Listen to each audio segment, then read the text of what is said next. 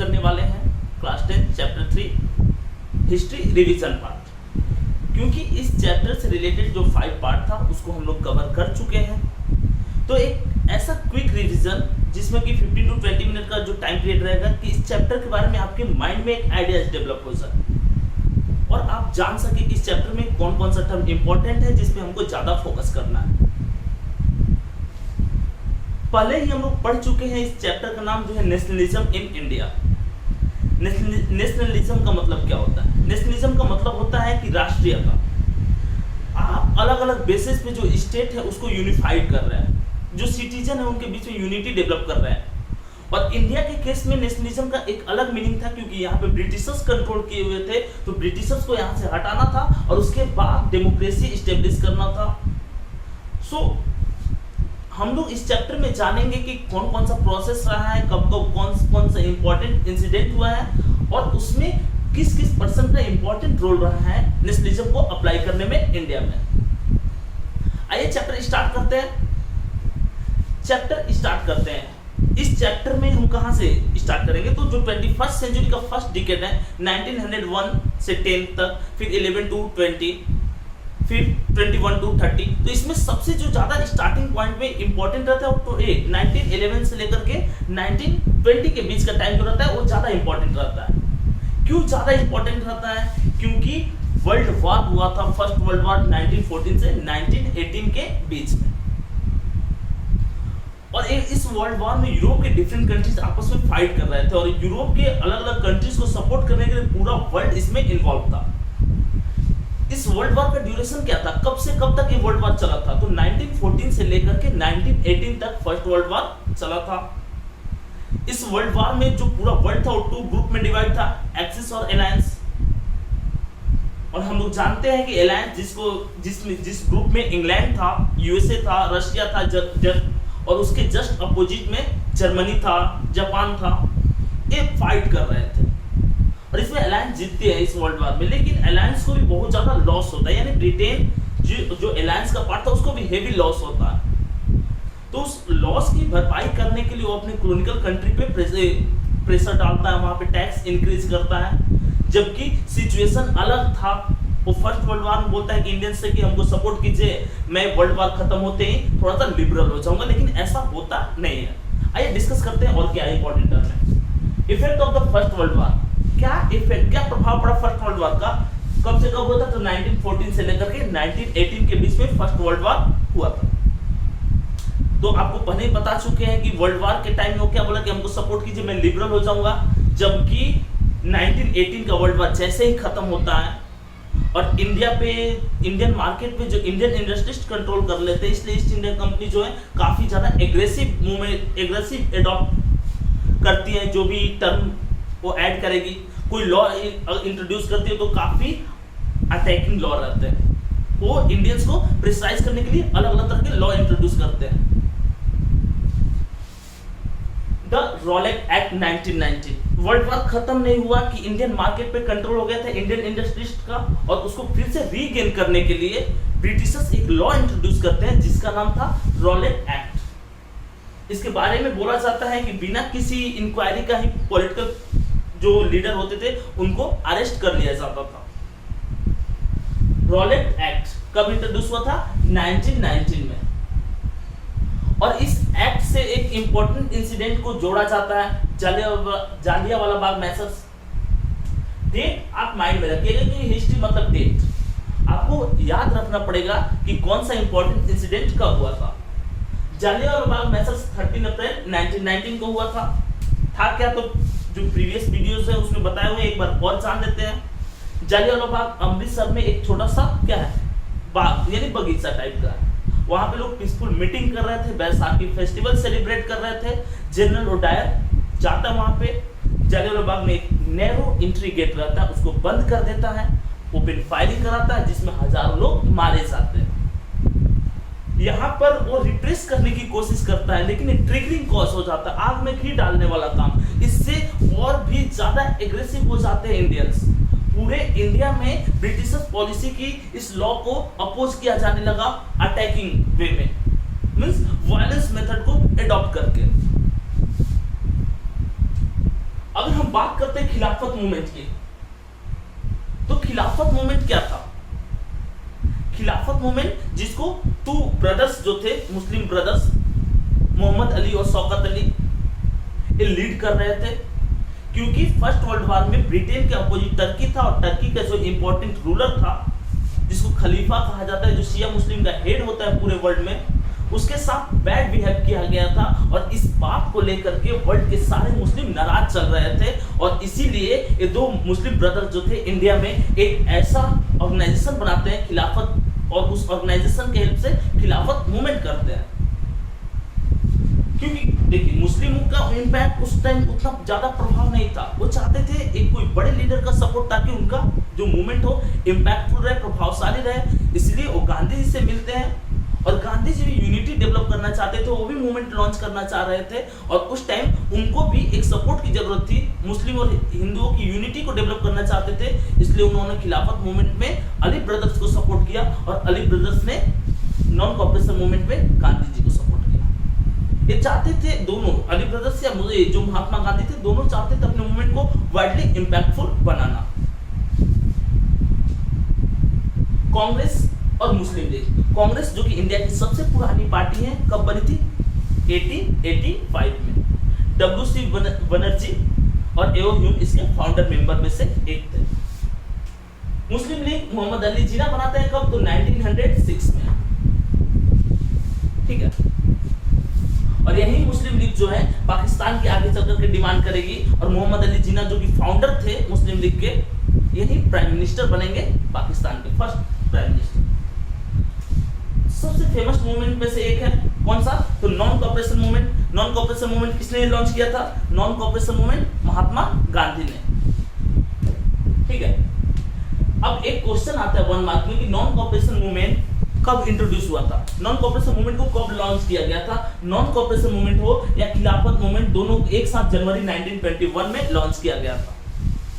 क्योंकि पहले ही रिलेशन बता चुके हैं कि दोनों लीडर एक दूसरे को सपोर्ट कर रहे थे, तो जनवरी 1921 में ये मूवमेंट लॉन्च हुआ था। स्वराज पार्टी स्टार्टिंग स्टेज में जो भी कांग्रेस के लीडर थे, वो ब्रिटिशर्स की पॉलिसी, उसके प्रोविंशियल इलेक्शन सारे को अपोज करते थे। लेकिन कांग्रेस के कुछ लीडर ऐसा भी थिंकिंग रखते थे कि हम प्रोविंशियल इलेक्शन में पार्टिसिपेट करेंगे, वहां पे इलेक्शन जीतेंगे। ठीक है, और इलेक्शन जीतने के बाद काउंसिल जो है, उस काउंसिल में ब्रिटिशर्स की पॉलिसी को अपोज करेंगे। और मोतीलाल नेहरू और सी.आर. दास ने 1923 में स्वराज पार्टी बनाई।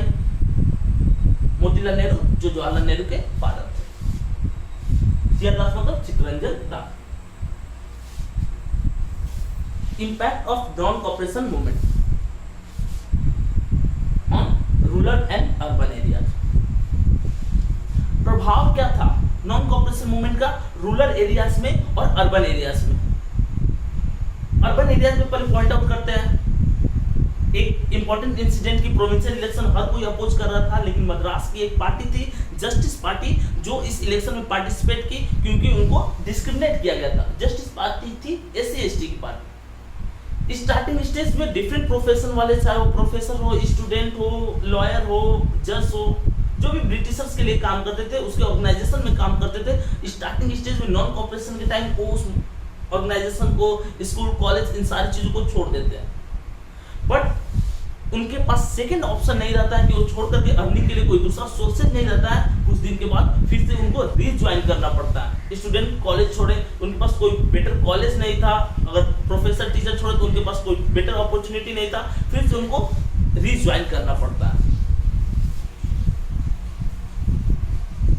अगर हम बात करते हैं रूरल एरियाज में, तो नॉन कॉपरेशन मूवमेंट का रूरल एरियाज में इंपैक्ट रहा कि फार्मर जो थे, पीजेंट जो थे, जिनके पास अपना लैंड नहीं था, वो महात्मा गांधी के साथ लार्ज नंबर में आए। और इसी में से एक इंपैक्ट है अवध किसान सभा। एनसीईआरटी में दिया हुआ है, डिस्कस कर चुके हैं हम लोग इस पॉइंट को। अवध किसान सभा, बाबा रामचंद्रन ने इस सभा को बनाया था। ये सभा किसके अगेंस्ट थी? तो जमींदार और तालुकदार के अगेंस्ट थी, जो कि लोअर क्लास के पीपल थे या जो पुअर पीपल होते थे विलेज के, उनसे बेगारी कराते थे, बिना वेजेस का काम कराते थे। बाद में चल करके पंडित जवाहरलाल नेहरू का सपोर्ट मिलता है बाबा रामचंद्रन को, और ये लोग मिल करके अवध किसान सभा बनाते हैं 1920 में। कब? 1920 में।